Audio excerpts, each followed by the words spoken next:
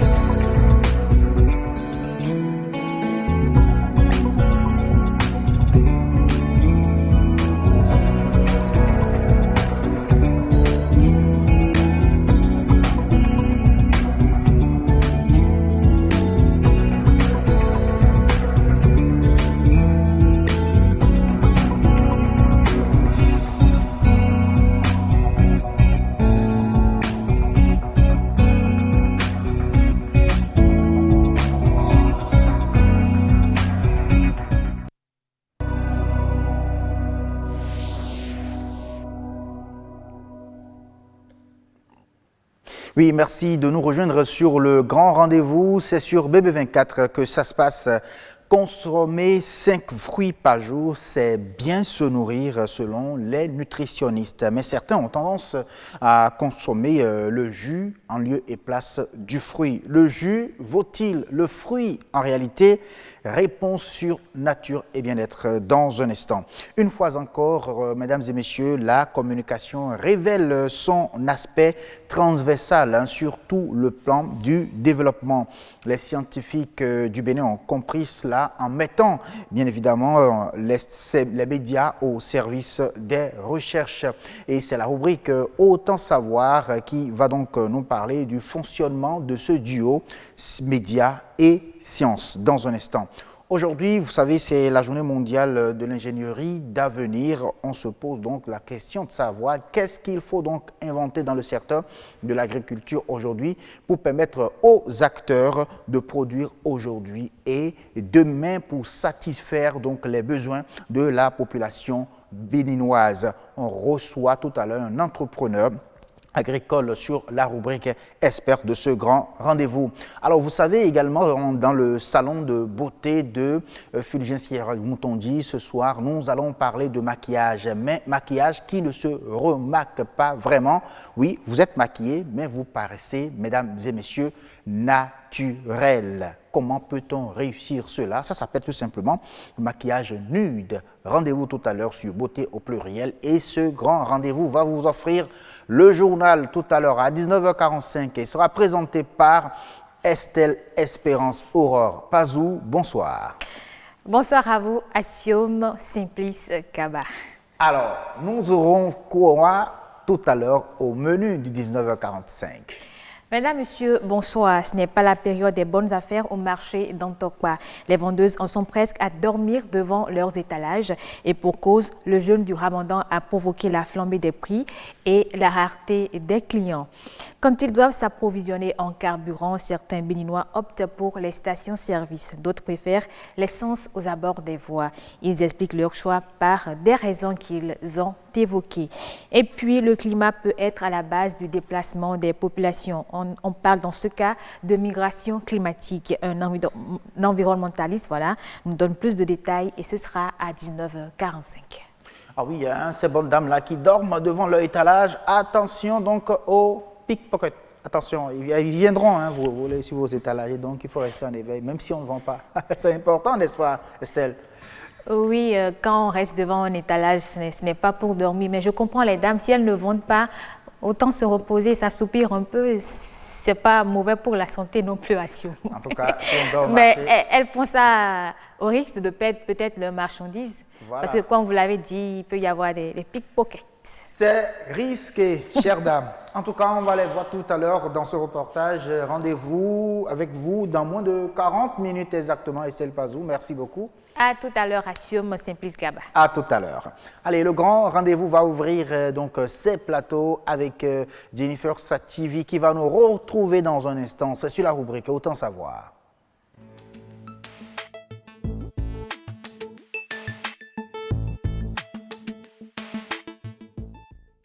Alors, qu'est-ce qu'il faut savoir aujourd'hui sur votre rubrique? Oui, nous saurons en réalité comment fonctionne le duo science et médias. Ah oui, c'est juste ça que nous allons vous faire découvrir. Ensuite, d'abord, le reportage. Nous avons besoin d'accompagner les chercheurs dans le travail qu'ils font et eux aussi, ils ont besoin de nous. Donc, c'est un partenariat gagnant-gagnant. Il y a énormément de choses qui se font par les chercheurs. Malheureusement, les résultats de ces travaux de recherche-là sont quelquefois fermés dans les tiroirs ou alors se limitent juste à l'espace de la science, alors que les populations ont besoin de savoir. Le commun des mortels, le citoyen lambda a besoin d'être informé et donc c'est le moment de créer véritablement cette relation et cette collaboration entre les médias et les chercheurs puisqu'ils sont là, ils adhèrent à l'initiative parce que le vrai problème qu'on a parfois avec eux, c'est des questions de disponibilité. C'est une très très bonne chose dans la mesure où vous ne pouvez absolument rien faire de vraiment valable, utile à la société si ce n'est pas connu. Et qui va faire connaître cela? Le chercheur lui-même, quand il a fini de faire son travail dans son laboratoire, il a eu des résultats. Il dispose de quoi? De quel organe? Pour que justement, que ça soit connu. Connu par qui? Connu d'abord par ceux qui doivent pouvoir opérationnaliser les résultats qu'il a pu trouver. Connu par qui? Ce qu'on appelle les développeurs. Ce sont eux qui doivent pouvoir opérationnaliser les résultats de recherche. Connu par qui? Par ceux-là qu'on appelle les décideurs. Parce que le décideur n'a pas la science infuse. Il faut qu'il soit éclairé par quelqu'un. Qui va l'éclairer? C'est le chercheur. Oui, s'il a bien parlé, le professeur Biobigou. On revient en plateau avec le docteur Victorien Douillon, c'est ça. Merci beaucoup d'avoir accepté notre invitation. Merci, bonsoir. Vous êtes le président de l'Académie des jeunes scientifiques du Bénin. Bonsoir, Jennifer Sativi. Bonsoir, Assir Ngaba. Alors aujourd'hui, sur Autant savoir, pas sur Horizon Culture. C'est ça. Horizon Culture, c'est pour jeudi. Jeudi prochain. On sera ensemble, bien évidemment. Pour le moment, on essaie donc de décrypter comment est-ce que médias et sciences peuvent donc fonctionner pour participer au développement Du pays, c'est cela. C'est cela. Parce que vous savez, il y a beaucoup de recherches qui sont faites dans les universités et dans d'autres secteurs aussi, mais ces recherches-là ne sont pas finalement mises sur le devant de la scène pour que les gens puissent avoir accès à ça et savoir comment procéder. Donc c'est pour ça que nous sommes avec M. Victorien Douillon. Bonsoir. Bonsoir. Merci d'avoir accepté notre invitation. C'est un plaisir pour moi. Ma première question pour vous, est-ce que vous pensez qu'on gagnerait à promouvoir les recherches qui sont faites, les recherches scientifiques? Absolument.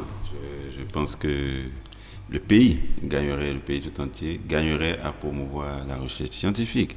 La communication et des résultats de travaux de recherche, c'est un volet très important que souvent nous ignorons en tant que scientifiques purs et durs. Parce que dès que nous finissons nos travaux au laboratoire, on oublie parfois le volet qui consiste véritablement à mettre à disposition de la communauté ces travaux de recherche-là. Et c'est très important, à mon avis, que les journalistes aient compris véritablement la chose. Et depuis quelques semaines, nous entendons parler de l'importance de ce duo-là, exporter la science vers la population. D'accord, donc depuis quelques semaines, quand même, des efforts sont faits.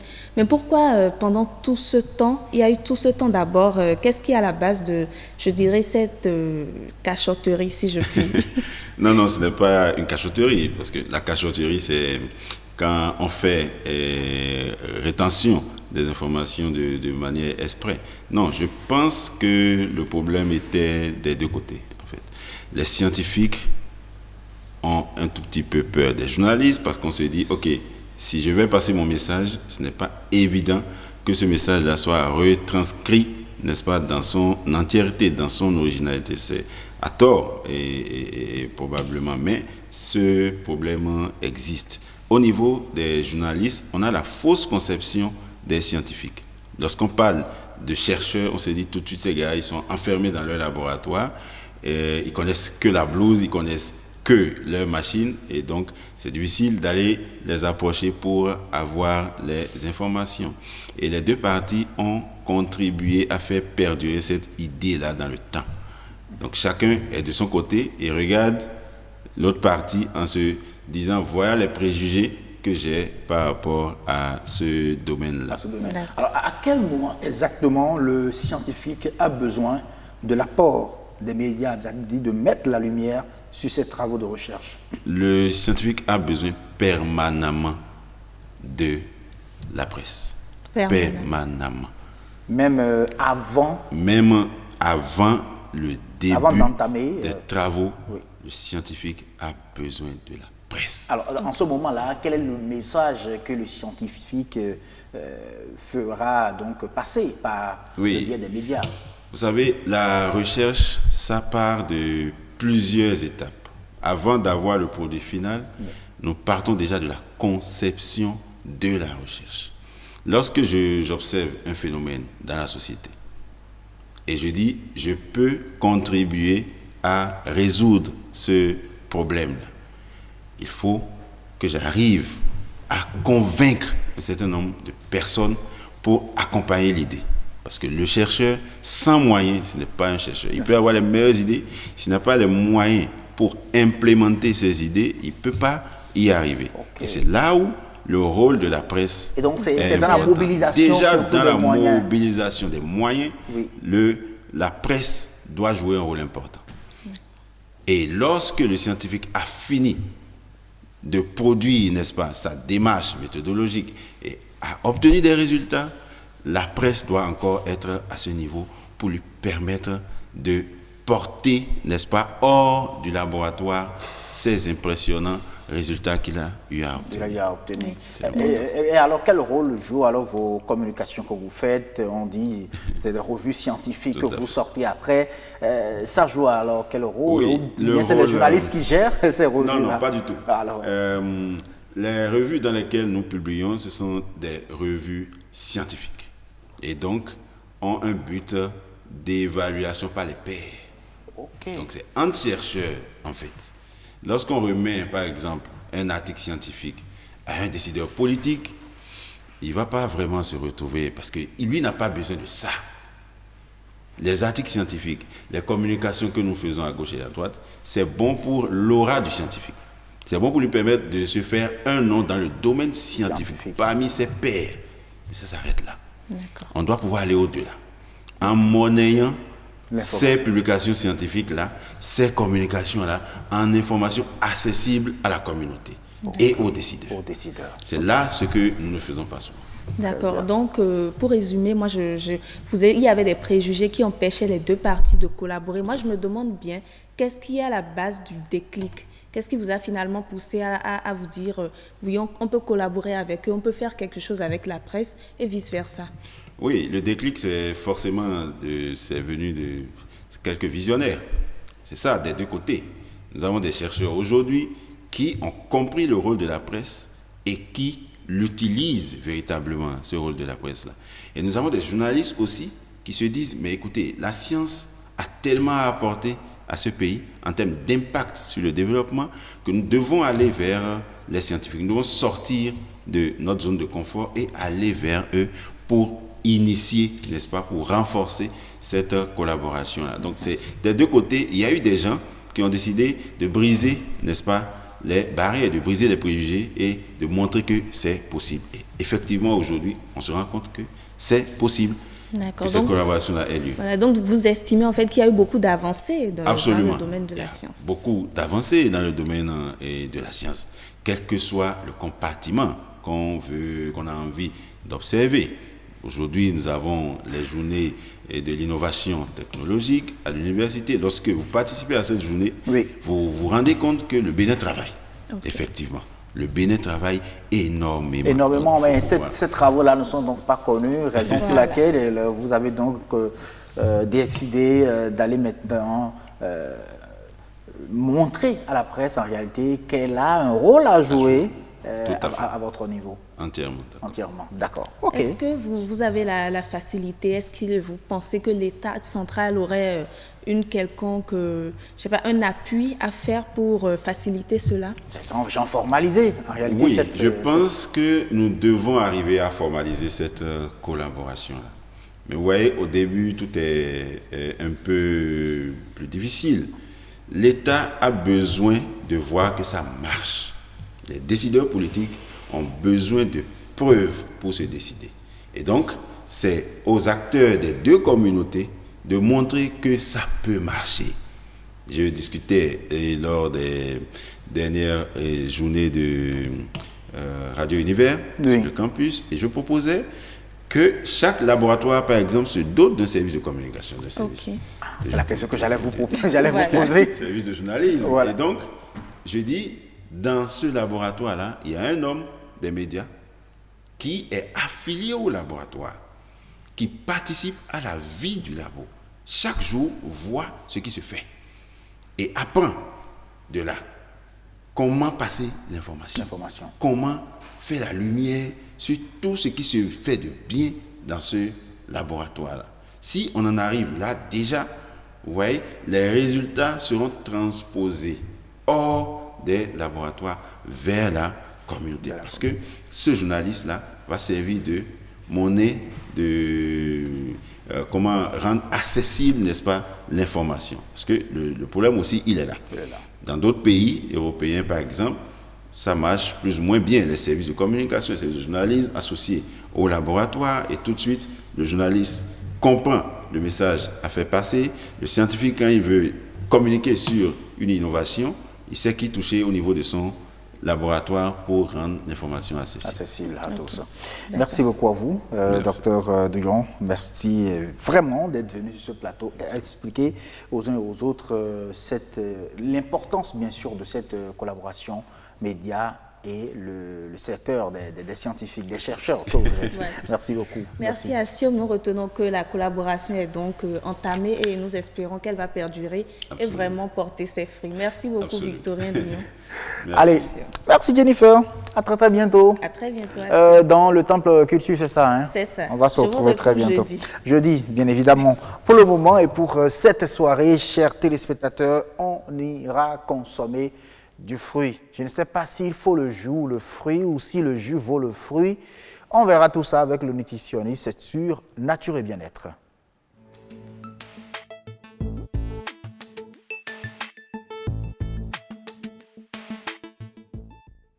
Ah oui, hein, c'est vrai que consommer 5 fruits par jour, c'est bien se nourrir, selon bien sûr les nutritionnistes.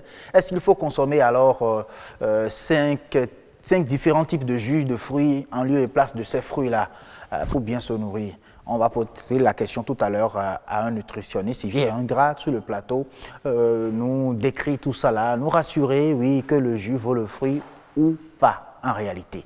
On suit d'abord ce reportage et on revient en parler. L'industrie agroalimentaire représente de nos jours une source très importante de revenus dans le système alimentaire de notre pays. Aujourd'hui, nombreux sont ces jus de fruits que l'on retrouve sur le marché de consommation. Mais de la production à la consommation, en passant par la transformation, aucune étape n'est à ignorer. C'est la qualité de la matière première qui détermine la qualité du produit fini. Quand on finit d'éplucher, on découpe, ça passe au broyeur, ça va à la presse, on filtre et on passe à la cuisson. Quand on passe à la cuisson, on contrôle la température du jus par un thermomètre. Ça varie entre 60 à 70 degrés. Une fois le produit transformé, les normes à suivre pour sa mise sur le marché de consommation sont connues et spécifiques. Parlant de normes, elles varient selon le type de matière première. La norme utilisée habituellement, c'est celle du Codex Alimentarius qui peut être adaptée ici par l'ex-ABNOR devenu Agence nationale de normalisation et de normalisation de métrologie, ANM. Pour chaque type de produit, il y a des spécifications précises. Pour le jus d'ananas, par exemple, il peut être autorisé l'ajout d'une certaine quantité d'eau ou non. Et selon la quantité qui peut être ajoutée, il y a la dénomination qui va pouvoir être changée. Si le consommant local reste la devise des acteurs du secteur agricole, il n'en demeure pas moins que le suivi et le respect des normes dans le processus de transformation doivent être de rigueur. Il s'agit de surveiller ce qu'on appelle les 5e devenus 6e. Nous avons les matières premières déjà, la qualité de ce que nous allons prendre comme matière première. Est-ce qu'elles répondent à ce que nous voulons avoir comme produit fini? Dans quelles conditions nous les acheminons vers l'unité de production? Nous avons le matériel de production. Éviter que le lieu soit susceptible de contaminer le produit. Nous avons la main-d'œuvre, le personnel. Il faut pouvoir le suivre. Il y a un certain nombre de normes, notamment avoir des vestiaires propres, avoir des blouses de travail, qui puissent leur permettre de ne pas contaminer avec leurs propres vêtements, des blouses de travail qui doivent nettoyer de façon régulière. Et nous avons enfin le 6e M qui est la mesure.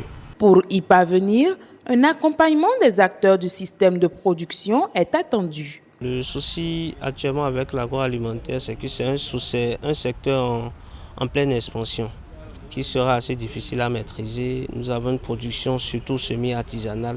Alors ce sur quoi il faudra mettre l'accent, c'est la formation des différents producteurs, des différents transformateurs. Trouver aussi le moyen de formaliser les différentes entreprises. On n'est plus capable de pouvoir contrôler ce que fait une entreprise formelle qu'une entreprise informelle. Si l'État veut nous aider, qu'il pense vraiment à mettre en place une unité qui va nous fabriquer les emballages. Deuxièmement, il faudrait que le coût des analyses au laboratoire soit diminué. L'État n'a qu'à penser aussi à accompagner les entreprises qui sont déjà sur place. Produire des aliments de bonne qualité pour une sécurité alimentaire saine des consommateurs serait un atout pour le développement de l'agrobusiness au Bénin. Ah oui, merci beaucoup à vous, Marcel Gbetoro, pour ce reportage. Ce qui manque, tout simplement, c'est que vous ne nous avez pas apporté des jus de fruits sur ce plateau. Et là, je le regrette vraiment. J'espère bien que très prochainement, vous allez revenir avec des bouteilles de jus de fruits qu'on va boire pour voir en réalité si ça vaut le fruit. On va poser la question à Fiacre Aladaye qui nous a rejoint sur ce plateau. Il est agronutritionniste. Bonsoir. Oui, bonsoir. Merci d'être là. Merci. C'est un grand retour sur le plateau du Grand Rendez-vous. Bonsoir Yasmine. Assumi Gaba, bonsoir. Amis téléspectateurs, bonsoir également. Alors, ce soir, on va boire du jus ou manger du fruit. Est-ce que le jus vaut le fruit? Ben, je me pose également la question, c'est tout comme vous, puisque moi je consomme les deux. Mais puisqu'on a un agronutritionniste avec nous, Fiacre Aladaye, bonsoir. Bonsoir. Dans une de vos publications sur la page de Matin Libre, oui, vous aviez affirmé que celui qui boit le jus n'a pas encore mangé le fruit. Vous nous expliquez un peu? Ouais. Merci beaucoup. D'abord, il faut clarifier l'idée qui est derrière cette publication dans les colonnes du quotidien Matin Libre. C'est le fait que, d'abord, dans nos quartiers, dans nos maisons, presque dans toutes les maisons, il y a de nos jours des vendeurs et des vendeuses de jus de fruits qui, en réalité, c'est des produits qu'on ne peut normalement pas appeler jus de fruits d'abord et voir aussi en fonction de la qualité de ce qui a été ce qui est vendu aux consommateurs. Donc, il faut attirer l'attention du consommateur sur ces produits qui sont consommés, qui ne sont en réalité pas des produits qu'on peut appeler d'abord jus de fruits. Comment? D'abord, oui, parce que par définition, d'abord, le jus de fruits, le liquide extrait des fruits, d'accord, par des procédés mécaniques. Contrairement à ce qu'on nous vend dans les vents et dans les maisons, c'est un peu de fruits, d'accord, un peu de jus de fruits mélangé avec de l'eau, du sucre et aussi des colorants, ouais, ce qui peut donner des conséquences nuisibles à la santé du consommateur. Donc pour vous, c'est quand on ajoute les additifs qu'on ne boit pas le jus, qu'on n'a pas mangé le fruit. Mais c'est sans additifs qu'on a mangé le fruit, c'est bien ça? Non, pas ça. D'abord, c'est pour dire que c'est un produit assez dilué, si je me permets, même impropre à la consommation. L'autre chose qu'il faut aussi ajouter, c'est que ça n'a pas, c'est-à-dire prendre du jus de fruit, ce n'est que consommer une partie du fruit. Ce n'est pas le fruit. Le fruit est constitué encore d'autres éléments que nous n'avons pas forcément dans le jus de fruit. Donc, il faille, dans un milieu, bien dans un pays comme le nôtre, où nous avons beaucoup de fruits, quelles que soient les différentes saisons, je pense que c'est mieux d'aller directement aux fruits. Alors, comment consommer le jus ne vaut pas le fruit? Le jus ne vaut pas du tout le fruit. C'est juste une partie du fruit qui est consommée. Oui. Alors là, on ne peut pas consommer 5 différents types de jus pour dire, ben écoutez, j'ai déjà consommé mes 5 fruits de la journée. Justement, d'abord, même la question de consommation de 5 différents fruits, c'est un autre problème. Je pense qu'on va revenir là-dessus après. Alors aujourd'hui, comme vous dites que le jus ne vaut pas le fruit, comment consommer alors le fruit? Justement, merci beaucoup. Alors, d'abord, entre le jus et le fruit, moi, je nous conseille vivement la consommation du jus. Encore qu'il faut s'assurer que le jus est vraiment le jus, d'accord? Que Attendez, pas du jus entre le jus et le fruit, vous conseillez la consommation du jus? Du fruit. Du fruit frais. Excusez-moi. Pour nous, hein? Attends, je vous conseille la consommation du fruit, qui est un produit complet, d'accord? Aussi bien la peau. Si je prends par exemple la mangue, vous voyez, c'est un produit qui est plus riche, d'accord? La peau de la mangue est plus riche que le fruit, la chair. La chair même. Il y a beaucoup d'autres fruits, par exemple l'ananas, vous allez constater qu'il y a beaucoup qui traitent par exemple le paludisme avec la peau d'ananas, c'est-à-dire qu'il y a d'autres micronutriments qui sont là, dont l'organisme bénéficie. Donc d'abord, il faut choisir entre le fruit et le jus. Il faut d'abord choisir le fruit. L'ananas avec la peau. Je n'ai pas encore dit ça, mais contrairement à l'orange par exemple, on devrait normalement consommer la chair, la partie interne là, qui est d'ailleurs très riche et très bénéfique pour l'organisme. J'espère que c'est pas... Vous parlez pas de zeste pas les zestes. C'est pas ce qui est à l'externe. Non, à l'interne. Quand on enlève ça, ce qui est à l'interne. Ok, d'accord. Oui, malheureusement, dans nos habitudes, quand on te voit en train de prendre ça, on trouve que... c'est un gourmand. Non, pas un gourmand. Il a trop faim. Il faut rien gaspiller.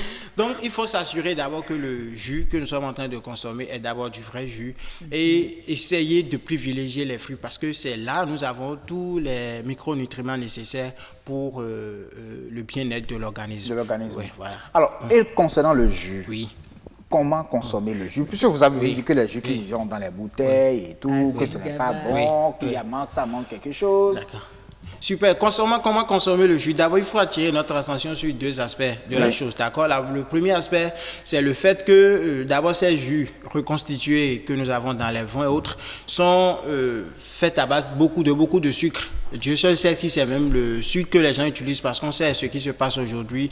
Les producteurs qui sont poussés par le gain, qui utilisent on lit souvent, sans sucre. Sans sucre, non, il y a suffisamment de sucre. Suffisamment. Sans additifs. Oui, c'est aussi simple que ça. On n'a pas besoin d'être scientifique pour vérifier ou bien pour attester la qualité d'un produit. Vous pouvez prendre le fruit, vous-même presser et acheter le jus sur lequel l'étiquette est écrite 100% naturel ou bien sans additifs pour voir si vous consommez réellement. C'est un peu comme l'histoire de lait de vache et puis le lait qu'on nous vend importé.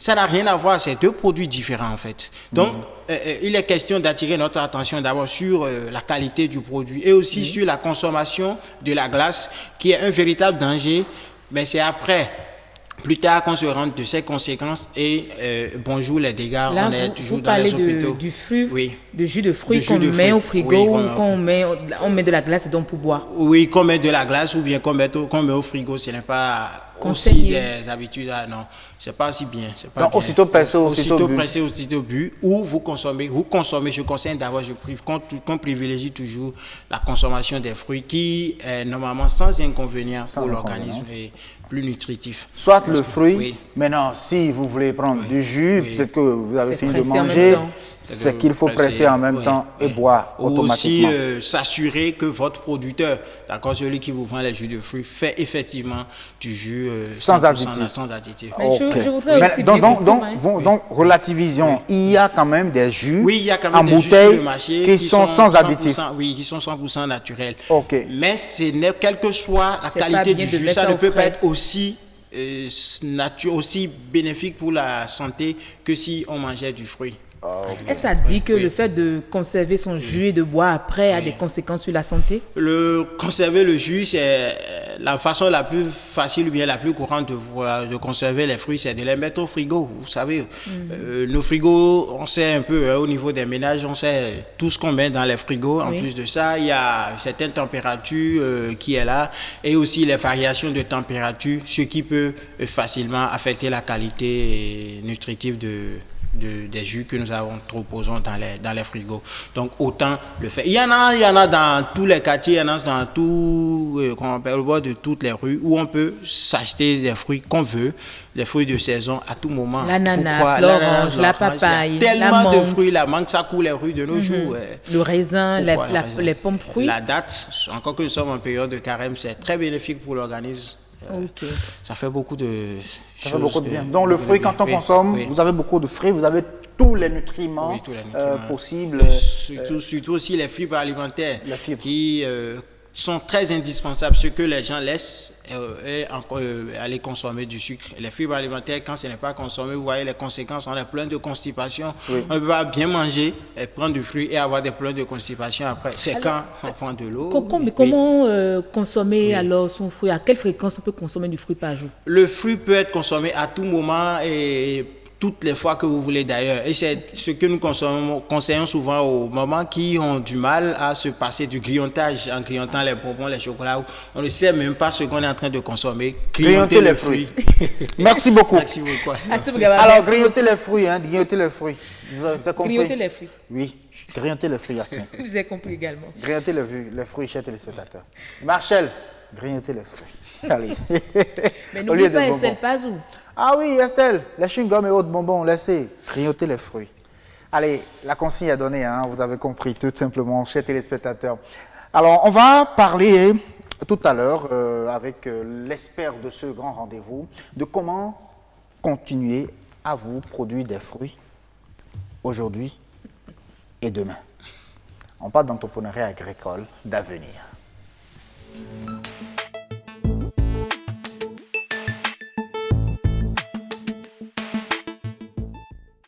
Bienvenue sur sur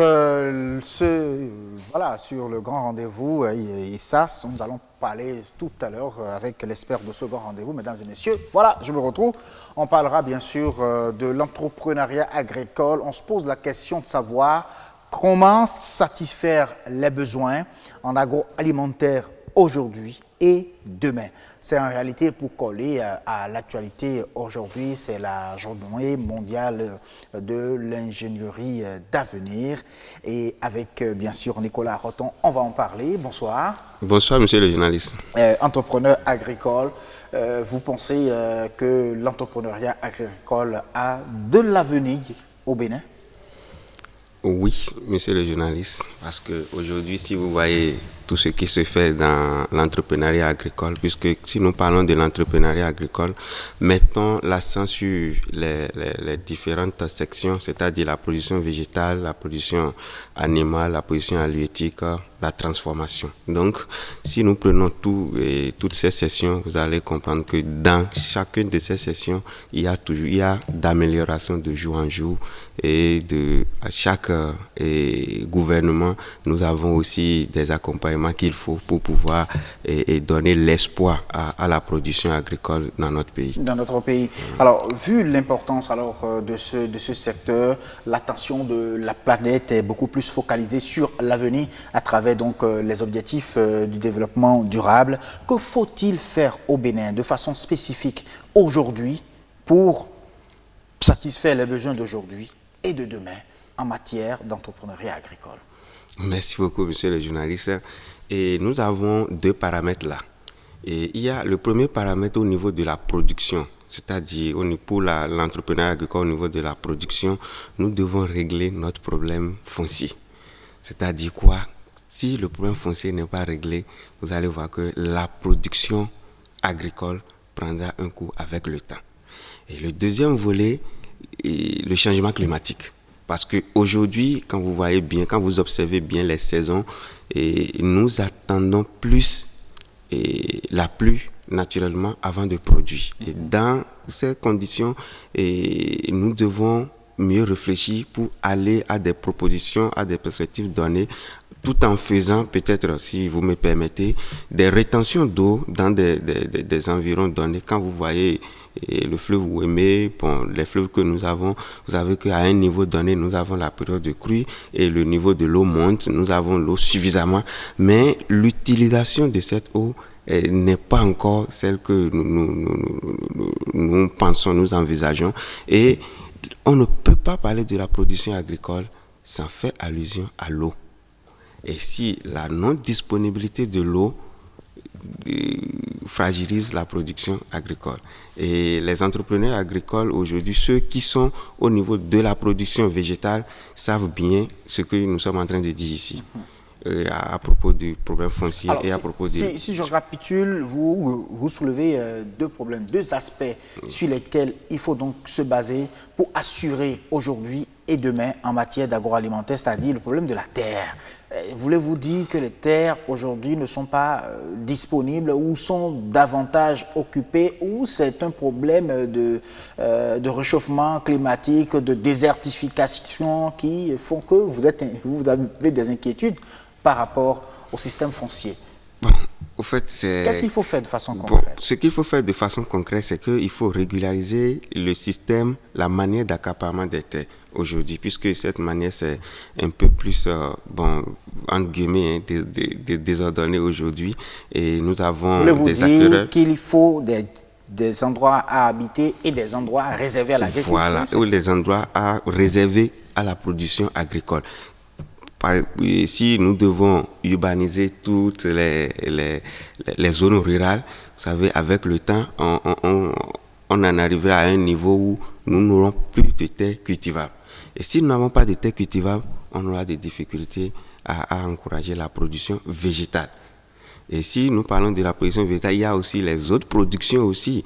Et on ne peut pas faire la production halieutique maintenant sans avoir la terre disponible. Il y a des zones indiquées disponibles qui sont conformes à cela. Il y a aussi la production halieutique. Vous ne pouvez pas faire la production animale. Vous ne pouvez pas faire la production animale en l'air, par exemple. Vous devez faire ça sur la terre. Sur la terre. Donc, tout ça, il faut... Et je sais qu'il y a des lois qui existent. Est-ce que nous les mettons en application? Bon, c'est à chaque Béninois de se poser cette question. Et l'urbanisation de toutes les zones rurales, je crois que ça va entraîner à des moments donnés la rareté des terres disponibles pour pouvoir faire les cultures, pour pouvoir produire en quantité pour notre pays et aussi pour la sous-région. Pour la sous-région. Donc, ce qui est important aujourd'hui, c'est donc de sécuriser le système foncier de Rouvroy pour que la modernité ne puisse pas prendre, donc l'urbanisation, je dis, ne puisse pas prendre le pas sur les terres agricoles également, ou les zones qui sont propices vraiment à l'agriculture. Et quand on parle d'agriculture, vous avez cité la production végétale, animale, halieutique aussi. Donc il faut vraiment qu'il y ait des zones vraiment définies pour cela. Oui. Est-ce que vous ne pensez pas que sur ce côté-là, le fait que les gens pensent déjà à l'hydroponie, à l'agriculture hors sol, puisse quand même permettre même aux zones urbanisées de continuer à participer également à la production végétale?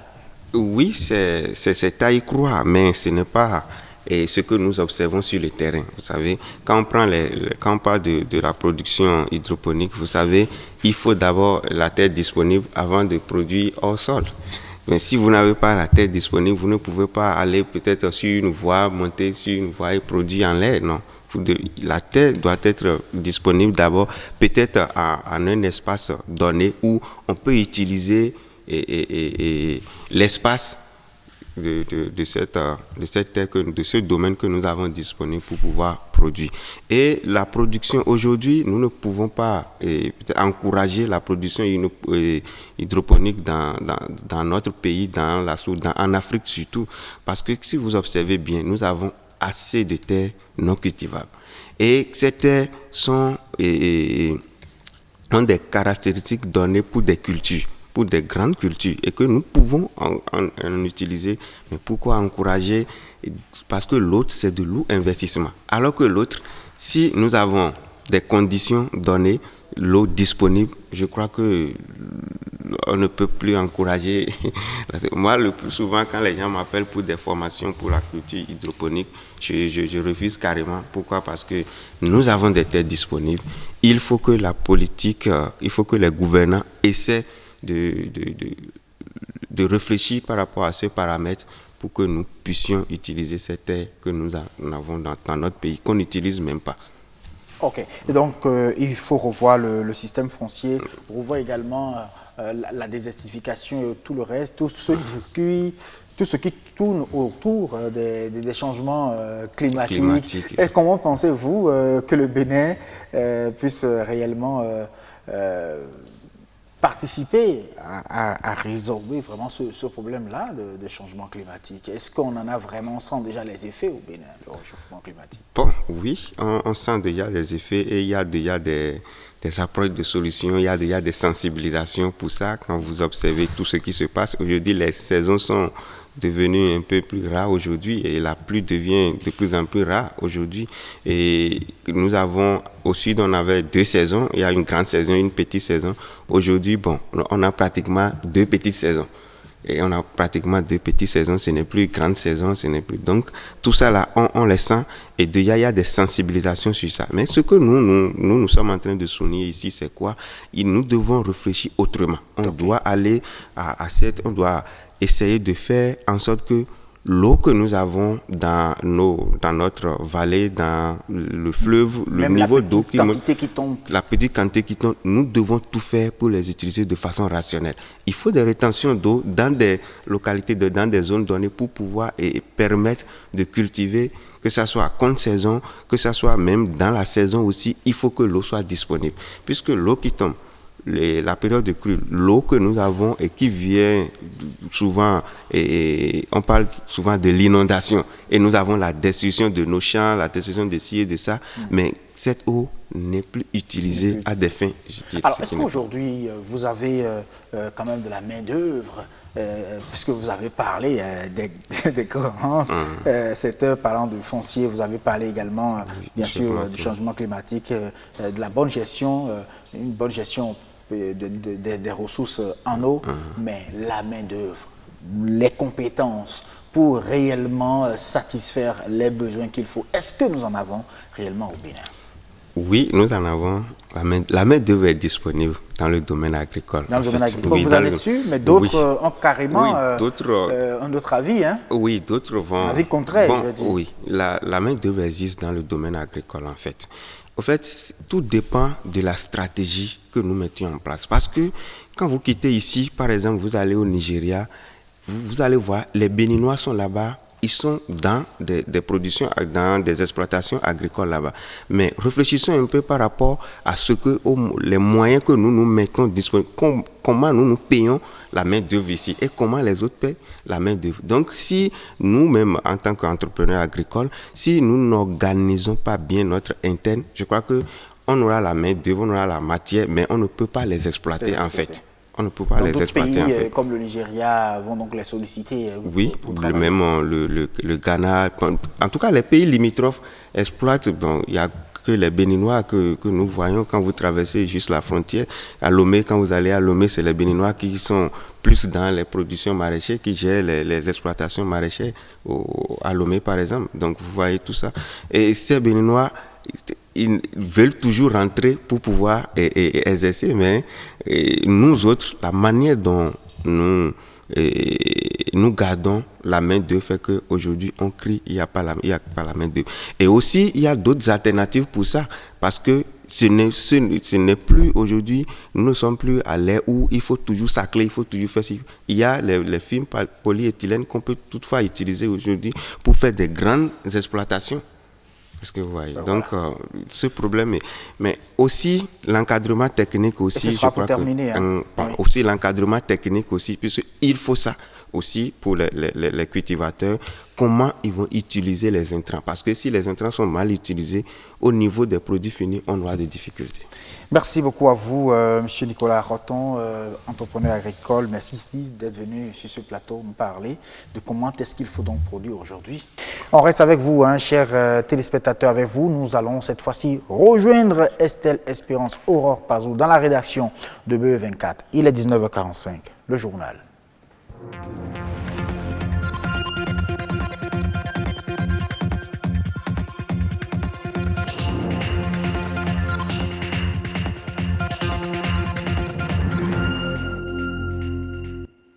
Bonsoir à tous et bienvenue dans cette édition du journal.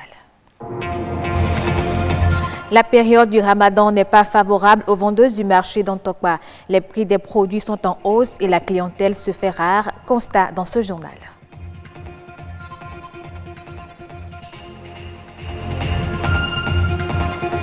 Entre l'essence de contrebande et le carburant à la pompe, chaque Béninois fait son choix.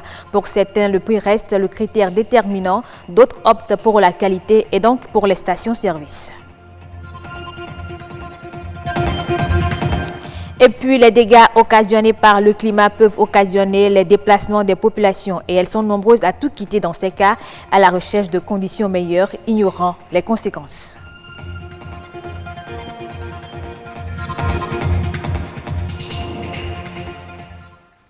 Le jeûne du Ramadan rime souvent avec la hausse des prix des produits de grande consommation et au marché d'Antokpa. La situation est telle que les vendeuses s'assoupissent même faute de clients. Cette flambée des prix s'observe surtout sur les frais qui sont des produits nécessaires pour la rupture du jeûne. C'est du moins le constat fait par Perspective Tossa et Patrick Adjabojou dans ce reportage. Ramadan, mois de jeûne et mois par excellence de la forte consommation des produits, denrées de première nécessité. Mais cette année encore, le marché d'Antokpa est morose. Cette mangue est vendue à 200 francs l'unité. 3 coûtent 500 francs. Les grosses mangues sont vendues à 150 francs et les plus petites à 100 francs. Le prix a augmenté depuis les champs de production. Les produits étaient chers sur le marché. Malgré le Ramadan, il y a toujours la morosité. Ceux qui payaient 10 cocos en payent aujourd'hui 2.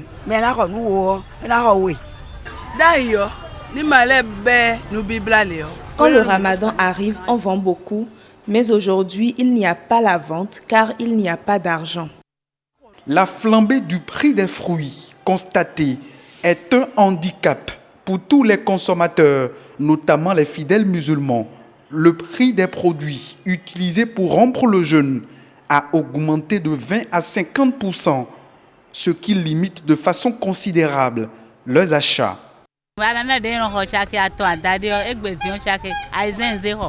Avec 3500 francs, je payais une quarantaine d'ananas. Mais aujourd'hui, c'est avec 6000 francs que j'ai pu payer.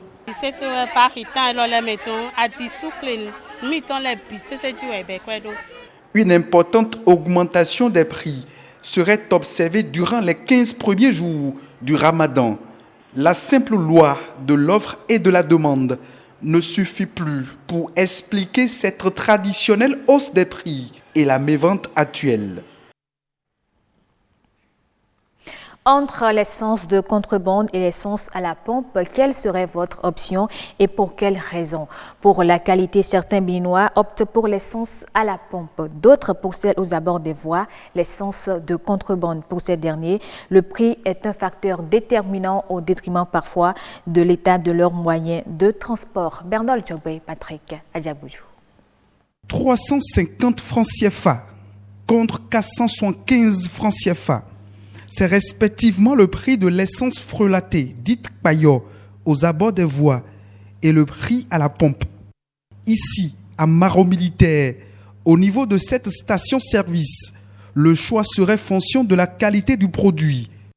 Si nous prenons le volet essence, prendre de l'essence à la station, déjà, c'est avoir de l'essence de qualité et respecter l'indice d'octane en matière de carburant. On vient nous approvisionner ici parce qu'on estime que le carburant qu'on prend ici est de bonne qualité, qui donne aussi une longue vie au moteur. Ça évite d'avoir beaucoup de pannes. Des pannes dues à l'utilisation de l'essence frelatée, dite paillot. Des motocyclistes en payent souvent les frais. Les mécaniciens sont unanimes sur le fait. L'essence de contrebande réduirait la durée de vie des moteurs. On a dit l'essence à l'étoile, et non de déchets. Et non de déchets, bon sinon support mais station du côté et on do avantage bon quelqu'un y a deux problèmes bon quelqu'un le gandi quand même bon capitaine le gandi. Et pourtant, l'essence paillot, c'est le choix de la plupart des Béninois. Si aujourd'hui l'État décide de diminuer le prix des carburants au niveau de la station et il y a une différence par rapport à ceux des frélatés, nous sommes obligés de courir vers là où c'est moins cher. Même si c'est une différence de 25 francs, je préfère aller là où c'est moins cher. Compte tenu de moyens, surtout les conducteurs de ZEM, ça, on cherche ce qui est abordable. C'est tout le monde. On cherche ce qui est abordable quand même. Le prix de l'essence à la pompe est établi en fonction des fluctuations du dollar et du prix du baril de pétrole à l'international. Entre stations-service et essence dite paillot, difficile de se prononcer sur la qualité. Seul le consommateur est maître de son choix. La migration climatique se définit comme le déplacement des populations suite à la dégradation de l'environnement. Et elles sont nombreuses à se déplacer souvent pour avoir une meilleure vie et pour leurs activités. Quand une telle migration survient, les conséquences sont considérables. Edmond Soussoukpe est environnementaliste. Il nous en parle au micro de César Achadé et Gloria Oni. La migration climatique, c'est un déplacement de population d'un pays à un autre, ayant comme cause les changements climatiques. Et la migration climatique peut être causée par les cyclones, les ouragans, les tempêtes. Ça peut être causé aussi par les inondations, par les pluies torrentielles. Ça peut être causé par la sécheresse et la désertification. Et lorsque les populations se déplacent en quittant les milieux où elles vivent naturellement pour se retrouver dans des milieux à conquérir, il y a toujours des problèmes. Il y a des problèmes économiques parce que les activités auxquelles les populations ont l'habitude de se livrer, elles ne pourront pas reprendre ces activités-là facilement. Il y a des conséquences sociales. Ça peut engendrer des cassures de ménage du fait simplement de la résistance de certains des membres d'un couple à ne pas se déplacer, voyez-vous. Et puis, ça peut agir sur les pays qui acceptent, qui accueillent ces migrants-là. En 2018-2019, le surplus mondial de café est prévu pour se chiffrer à 3,7 millions de sacs. C'est ce qu'a indiqué l'Organisation internationale du café. D'après elle, le Brésil, principal producteur, a connu en 2018-2019 un record de 62,5 millions de sacs, soit un bond de 18,5% par rapport à l'année précédente. Ceci a conduit à une hausse de 20,6% des exportations du pays d'Amérique du Sud à 37 millions de sacs. La surabondance de l'offre devrait perdurer jusqu'en 2020. Au Sénégal, la prolifération des armes blanches et de petit calibre inquiète le Malao, mouvement contre les armes légères en Afrique de l'Ouest. Il envisage donc une formation à l'endroit des populations et les forces de défense et de sécurité. L'objectif, c'est de les familiariser avec les tests qui encadrent l'utilisation des armes légères en vue de lutter contre la violence qu'elles causent. Le reportage de nos confrères de la RTS. La circulation des armes en Afrique pose un sérieux problème de sécurité publique. Ces violences sont surtout reliées à l'utilisation des armes légères et de petit calibre ou parfois associées à d'autres armes, comme les armes blanches. Les armes légères et de petit calibre inquiètent le Malao, mouvement contre les armes légères en Afrique de l'Ouest. L'organisation tire la sonnette d'alarme après avoir fait le monitoring 2018 sur les violences armées au Sénégal. C'est pour cela que nous avons un programme de formation qui permet aux populations, aux autorités, à toutes les personnes qui s'occupent de près ou de loin de sécurité, de se familiariser avec les textes d'abord, qui organisent l'utilisation des armes légères, et aussi des programmes qui leur permettent de contrôler la violence autrement que par l'utilisation des armes. Le commerce des armes est devenu aussi un problème mondial. Donc le Sénégal qui a ratifié le traité sur le commerce des armes depuis 2014 a entamé une procédure pour intégrer les dispositions pertinentes du TCA dans sa législation nationale. Et comment ne pas poser le débat devant les forces de défense et de sécurité avec 78% de cas enregistrés en zone frontalière, 22% en zone urbaine. Fin de ce journal. Merci à vous de l'avoir suivi.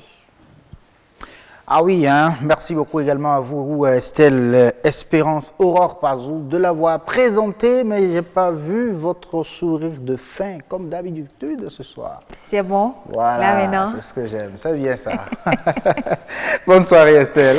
Merci à Wassio. Allez, on continue avec vous, chers téléspectateurs, sur le plateau du Grand Rendez-vous. Ce soir, nous allons dans le salon de maquillage de Fulgencia Rontonji. Avec elle, on va parler du maquillage nude. Il paraît qu'on se sent, bon, on paraît, je vais dire, naturel, tout simplement. Allez, c'est beauté au pluriel.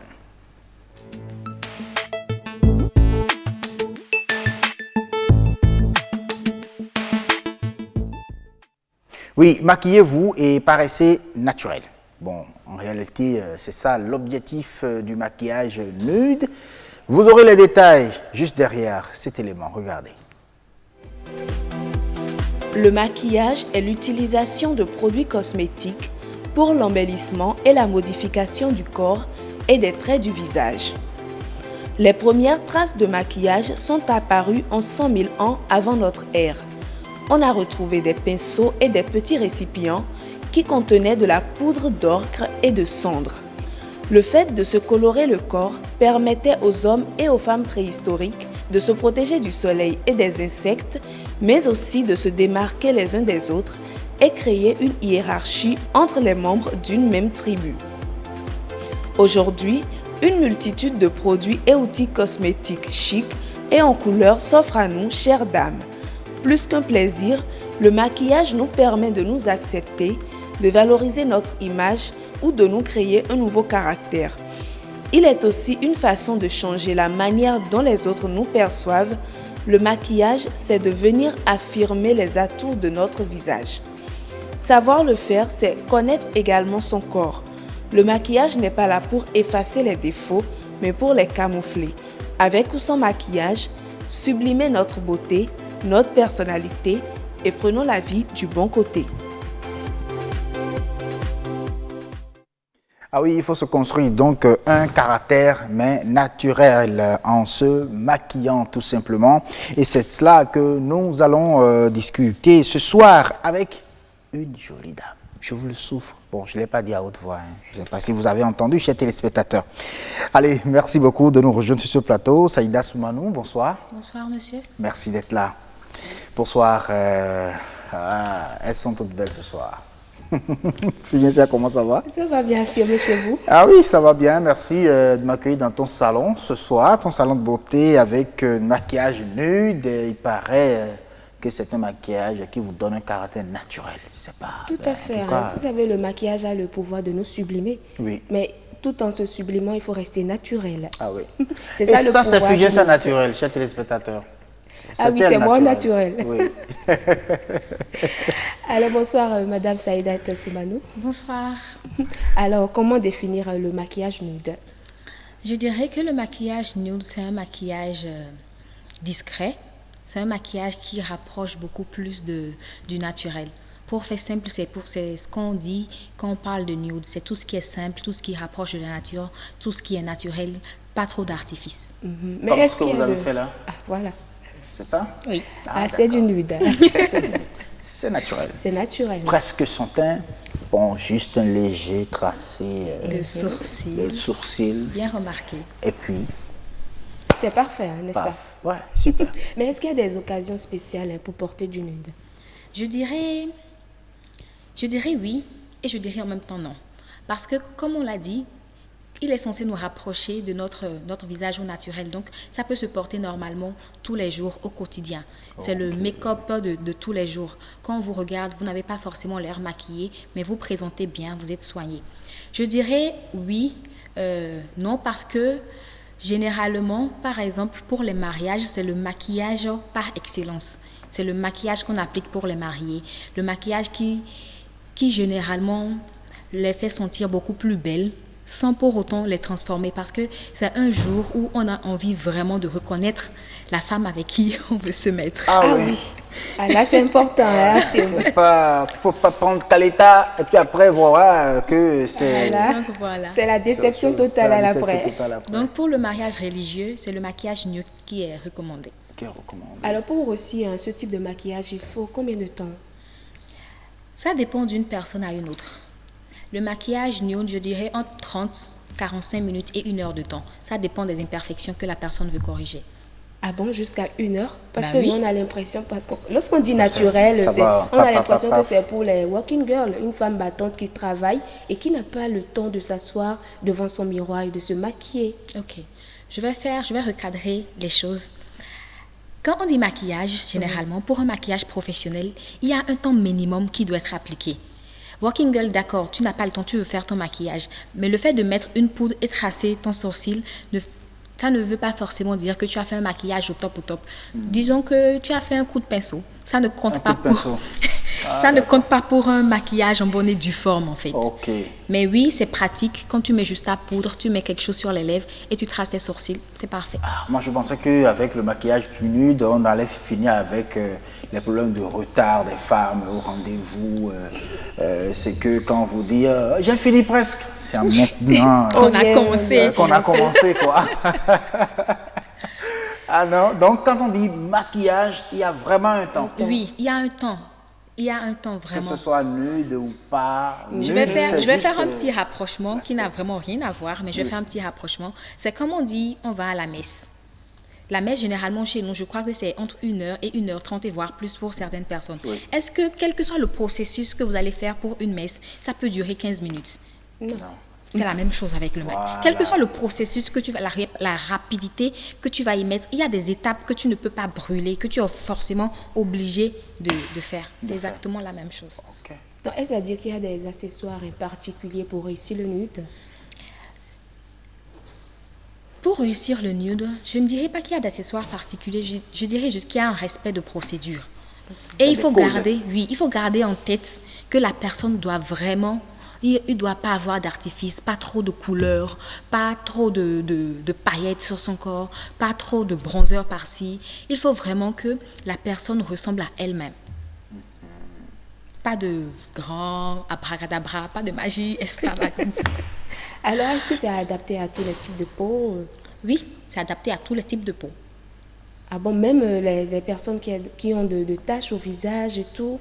Parce qu'on dit naturel. C'est exactement pour ça que je disais que ce n'est pas parce que le maquillage est nude qu'il est forcément un maquillage simple. Ouais. Que tu aies des imperfections ou pas, quand tu veux faire un maquillage, tu es obligé de faire la base, de faire le teint, de camoufler tes imperfections, les anti-cernes et tout. Donc oui, c'est adapté à tous les types de peau parce qu'on respecte toutes les procédures du maquillage. C'est la différence. C'est pour ça que je disais que c'est important de respecter les procédures du maquillage. Généralement, les gens pensent que le maquillage nude, c'est simple, tu mets juste ta poudre, non? Et puis tu es parti. C'est pas ça. Parce que si on faisait ça, tu viendrais pour un maquillage nude et tu repartirais avec quand même tes imperfections dans le visage. Tu ne serais pas contente. Ah oui, là tu ne serais pas maquillée. Non. Ah. Alors comment choisir alors les produits adaptés? Les produits adaptés, c'est beaucoup de conseils. Il faut connaître sa peau, il faut se faire suivre par une consultante en beauté ou un dermatologue et beaucoup de choses derrière. C'est vraiment tout un processus. Alors, vous allez quand même nous donner des astuces à nos téléspectateurs. Pour réussir ce genre de maquillage, que faut-il faire? Pour réussir ce genre de maquillage, comme je l'ai dit tantôt, pour réussir tout type de maquillage, la première des choses, il faut avoir d'abord un visage propre. démaquillez-vous, c'est très important. J'entends des dames qui disent, mais je ne me maquille pas, pourquoi je dois me démaquiller? Parce que c'est la norme. Et ce n'est pas forcément mettre une poudre sur le visage qui est se maquiller. On sort tous les jours, il y a la poussière, il y a des dépôts sur notre visage qu'on ne voit pas forcément. C'est de la poudre aussi. Voilà, c'est de la poudre aussi. Donc il faut l'enlever. Oui, il faut vraiment garder son visage propre. Il y a une routine quotidienne à adopter. Et il y a un adage, enfin, une phrase en anglais qui dit « less is more ». Moins vous en faites, mieux c'est. Quand vous appliquez, quel que soit ce que vous appliquez, vous appliquez une base, appliquez-la légèrement. Vous appliquez votre fond de teint, appliquez-la légèrement. En petite quantité, parce que c'est le fait de vouloir trop en faire qui vous emmène dans le décor. Donc, prenez un cours aussi, de temps en temps. Il y a des tutos maintenant, sinon vous pouvez vous rapprocher des professionnels et prenez un cours de maquillage, ça aide toujours. Alors, pour maquiller les paupières, quelles sont les couleurs à privilégier? Pour maquiller les paupières, si on reste vraiment dans la gamme dans le domaine du maquillage nude, je dirais toutes les couleurs qui sont rapprochées de votre carnation, qui sont très proches de votre peau. Teint. Voilà, tout ce qui est marron clair, gris. Oui. Tout ce qui se rapproche vraiment de la carnation de votre peau. Il y a tellement de couleurs qui se rapprochent du noir ou du marron. Donc, vous avez vraiment le choix. Alors, c'est ce qui explique que votre fond de teint là, que vous aviez mis, votre fard à paupières, on ne sent même pas que vous aviez mis quelque chose. Oh, j'en ai mis. J'en ai même mis 2 de différentes couleurs. Ah ouais, ça ne se fait pas voir. Ça ne se fait vraiment pas remarquer. J'en ai vu tout à l'heure à l'écran. J'ai une dame qu'on a vue qui a fait du maquillage, on a vu quand même des fards, des types de couleurs. Voilà. Dedans. Je me suis demandé, est-ce que c'est vraiment du maquillage nude ça Non, aussi? ce n'est pas du tout du maquillage nude, ça par exemple. Okay. Parce qu'elle a utilisé des paillettes. Quand on fait généralement un maquillage nude, on évite d'utiliser des paillettes, c'est-à-dire les brillants, on évite d'utiliser. Elle a fait un dégradé et puis ses lèvres étaient super colorées. Donc, pour le maquillage nude, on essaie vraiment de rester sobre dans tout ce qu'on fait, même si vous voulez utiliser du rouge. Vous avez mis du rouge à lèvres et pourtant, oui, j'en ai mis. On ne sent pas. J'en ai mis. C'est presque, bon, c'est sobre. C'est du naturel. Oui, c'est du naturel. Ah oui, je vois. Donc, il faut beaucoup plus de la sobriété. Oui. Mais ça ne veut pas dire ne pas se maquiller. Ça ne veut pas dire maquillage simple. Non, ça ne veut pas dire maquillage simple. Okay. Alors, pour les lèvres, paraît-il qu'il faut miser sur les mats, la couleur mate? Je dirais oui. Oui, mais c'est une question de préférence. Vous savez, les goûts et les couleurs, ça ne se discute pas. Mais je conseille le mat généralement parce que c'est ce qui reste le plus. Là, j'ai porté mon maquillage depuis, je crois, 8 h du matin. Si j'avais mis quelque chose avec du gras, un lip gloss, c'est-à-dire avec... voilà, c'est sûr, après avoir petit déjeuner, ce serait parti. Mon rouge à lèvres serait parti avec mon repas. Le mat, même quand vous discutez, même quand vous mangez, ça ne bouge pas, ça peut rester. Maintenant, il y a des gens qui veulent vraiment avoir les lèvres pulpeuses, brillantes. C'est leur choix. C'est leur choix. Ah ouais, je vois. Alors, j'espère que Fulgencia s'est maquillée nude. C'est du nude ce que j'ai mis ou pas tout à fait? C'est presque nude. C'est pas tout à fait. C'est pas tout à fait. D'accord. Il y a un peu d'artifice. Un peu d'artifice? Non, il n'y a pas vraiment d'artifice. Elle a utilisé, par exemple, des couleurs chaudes. Mais ces couleurs-là, si elle les avait appliquées avec moins de... Enfin, si elle avait peut-être appliqué une seule couche, ça ne serait pas aussi coloré. Donc, avec ces couleurs-là, on peut faire du maquillage nude, mais rester dans la sobriété totale. Ok. D'accord. Prochainement, je vais vous aider à faire votre maquillage. Je veux bien voir ça. J'ai appris beaucoup de choses sur le plateau. Je veux bien voir ça. Ah oui, hein. Alors, on a compris, c'est possible de se maquiller tout en restant naturel. Il faut savoir jouer avec les couleurs, avec la carnation de sa peau surtout. De sa peau surtout. Et ne faites surtout pas peur à votre bébé. Hein. Juste avec votre maquillage. Donc, quand vous faites du maquillage nude, les enfants sont contents. Et puis tout le monde se reconnaît. Vous passez. Et puis on se reconnaît, quoi. Il n'y a pas de Kaleta, il n'y a pas de carnaval et tout le reste. Merci beaucoup, Saïda, d'être venue. C'est moi qui vous remercie. C'était un plaisir, un grand plaisir d'ailleurs. J'ai appris beaucoup aujourd'hui en matière de maquillage. Ah oui, de nude. C'est bon, hein. À bientôt. Je sors de votre salon. À la prochaine. Ah oui, à la prochaine. Je rejoins bien sûr les téléspectateurs. Ah oui, on est ensemble depuis d'ailleurs même 19h. On est pratiquement à la fin de cette édition du Grand Rendez-vous. Mesdames et messieurs, on suit d'abord la météo.